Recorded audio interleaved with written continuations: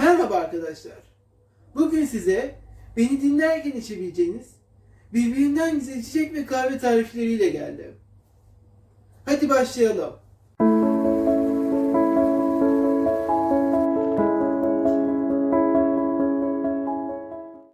İlk tarifimiz sıcak çikolata arkadaşlar. Malzemelerimiz yaklaşık 200-220 ml süt ve o süte uyacak bardak, çubukça tarçın, bir büyük bir küçük olmak üzere 2 tane, bu boyutlarda bir zencefil,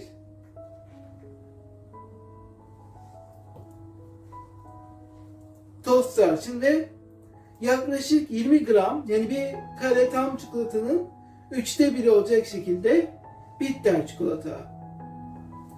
Ben bitter çikolatanın kakao oranının %80 olduğu için ayrıca da birazcık bal katacağım. İlk önce zencefillerimi ufak ufak doğramakla başlıyorum. Zencefilde yapılan bir hata, zencefili iri iri doğramak. Ama böyle olduğunda zencefil o kadar etki vermiyor ve zencefilden etki almak için daha çok zencefil kullanmak zorunda kalıyorsunuz. Ama ufak ufak doğradığınızda daha az zencefille daha çok etki yapmış oluyorsunuz ve daha ekonomik oluyor.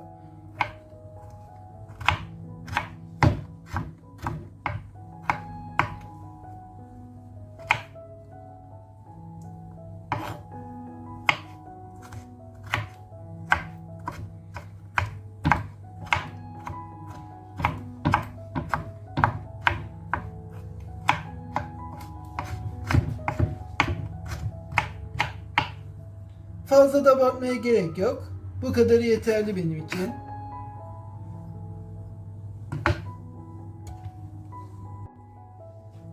Sütümü tencereye döküyorum.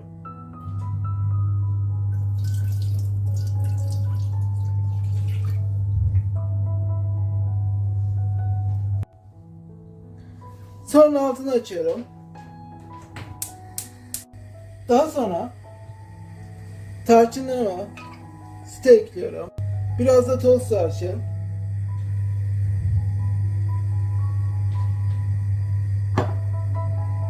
Zencefilleri.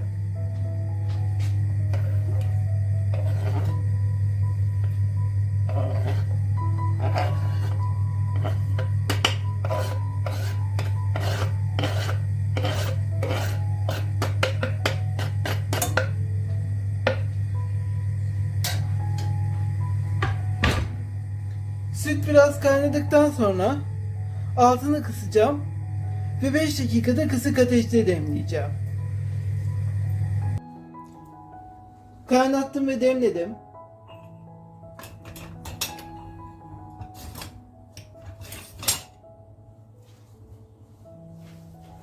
Sonra zencefillerini şöyle bir alıyorum.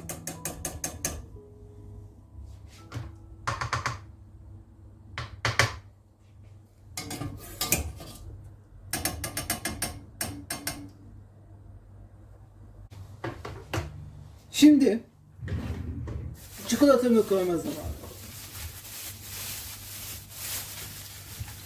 Ben daha önceden çikolataları fazla abartmamak üzere robottan geçirip küçük hale getirmiştim. Böyle bir şekilde daha ılık olacak. Hatta ben bunu bardakta yapıyorum ama size göstermek için tencerede yapacağım.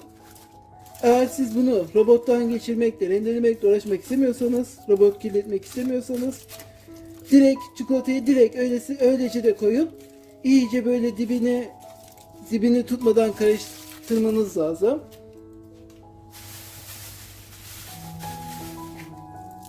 Dibinde hiçbir şekilde çikolata kalmadan karıştırıp bardağa ilave etmeniz lazım. Benim göstereceğim şekilde.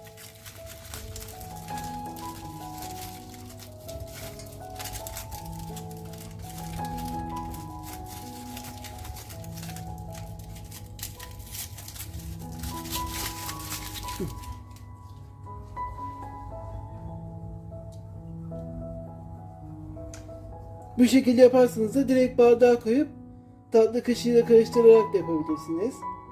Direkt eriyor zaten kaynar sütü görünce çikolata.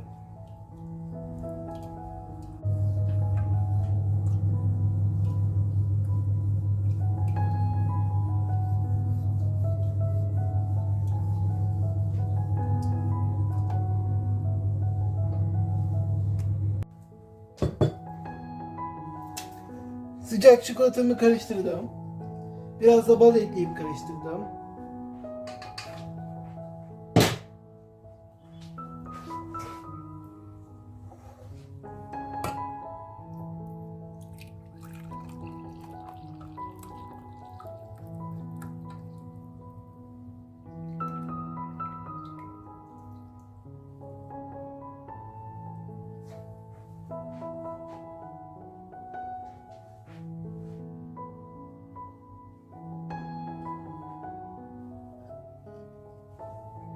Dibinde de hala bu çikolata kalıyor.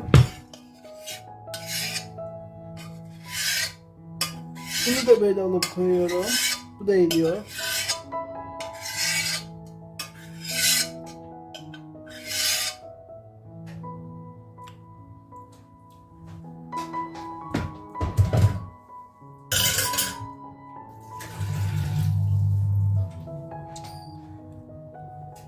Sıcak çikolata hazır.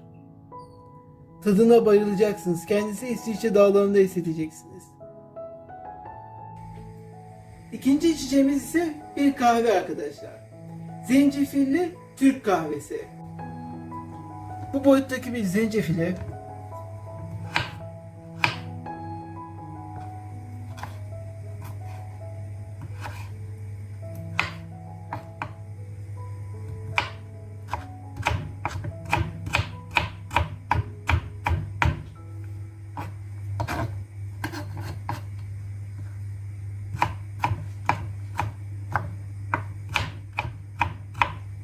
bu şekilde doğradım. Ve cezveye aktarıyorum.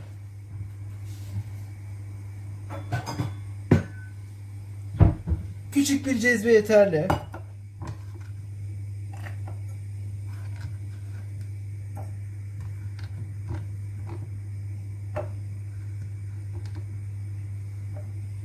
Buna da bir Türk kahvesi fincanı boyutunda su koyacağım.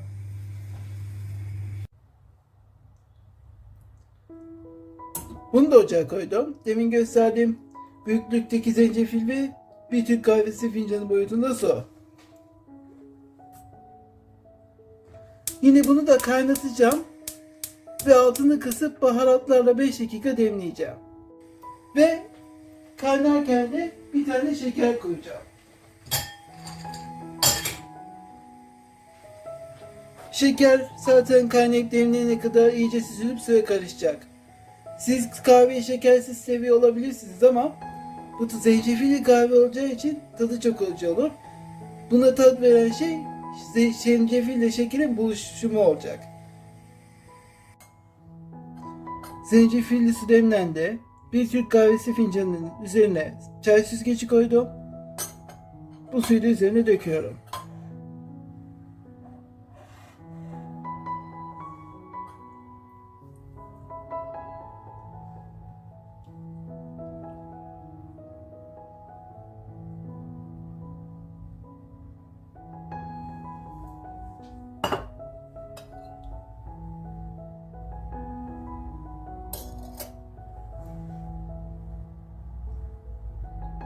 Görüyorsunuz fincanı. Bunu biraz ılıtıp sonra buzdolabına koyacağım. Yaklaşık 2 saatlik bir süre oluyor toplamda. Cezveye bir tepeleme tatlı kaşığı Türk kahvesi alıyorum. Ve daha sonra daha önceden soğusun diye buzdolabına koydum. Anlatmıştım size, bu zencefilli suyumu koyuyorum. Ve altını yakıp kabarana kadar kaynatıyorum. Bu kadar bundan sonraki işlem. Şimdi kahvenin pişmesini bekliyoruz. Gördüğünüz gibi kabarmaya başladı.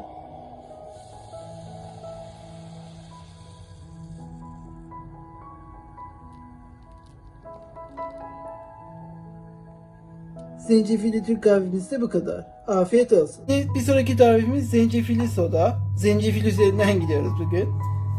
Aynı boyuttaki bir zencefille böyle limon sıkıyorum.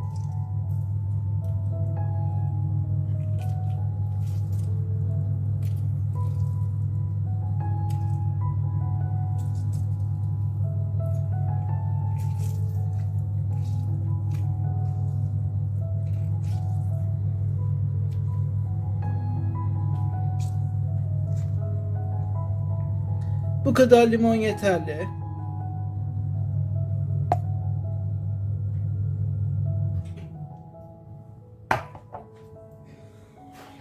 Bunda çok az, şöyle yarım Türk kahvesi kadar su ekleyeceğim.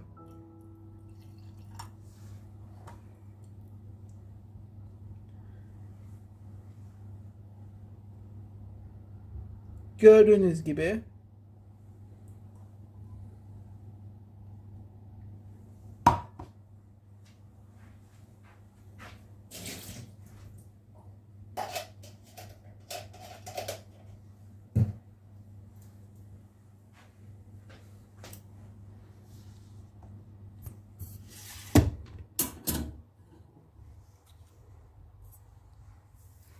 Bunu da aynı şekilde kaynatıyorum. Ve bunu da aynı şekilde demleyip aynı şekilde soğutuyorum. Zencefilli gazoz için hazırladığım zencefili de soğuttum. Bu sadece tek bir işlem kaldı. Maden suyu dökmek. Afiyet bal şeker olsun. Sıradaki tarifimiz Fanta arkadaşlar. 150 mililitrelik bir portakal suyunu 1 su bardağının 4'te 3'ü 250-300 mililitre civarında olan bir bardağa ekliyorum. Daha sonra üzerine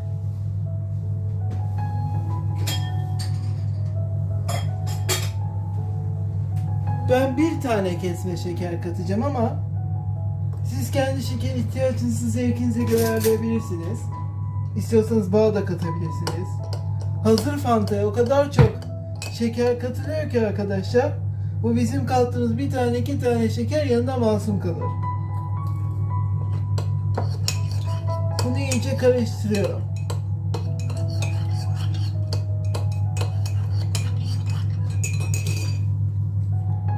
Bunu da yaklaşık 100 mililitre bir maden suyunun yarısı kadar maden suyu ekliyorum arkadaşlar.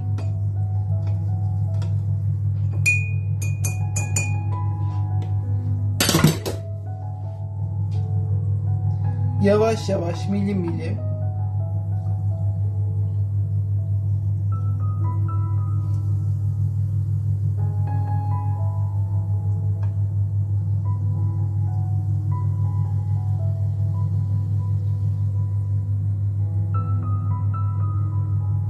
şu köpükleri görüyor musunuz? İnanın normal Fanta'dan daha çok zevkli gelecek bu size. Çünkü normal Fanta'ya göre bu portakal ağırlıklı ve daha az şekerli. Afiyet olsun. Bu seferki tariflerimiz bu kadardı arkadaşlar. Kanalımda sadece hikaye değil, bu tarz tarifler, sanatsal şeyler ve daha pek çok şey de paylaşıyorum sizlerle. Beni takip etmeyi ve kanalıma abone olmayı, bildirim zilini açmayı unutmayın. Sağlıcakla kalın.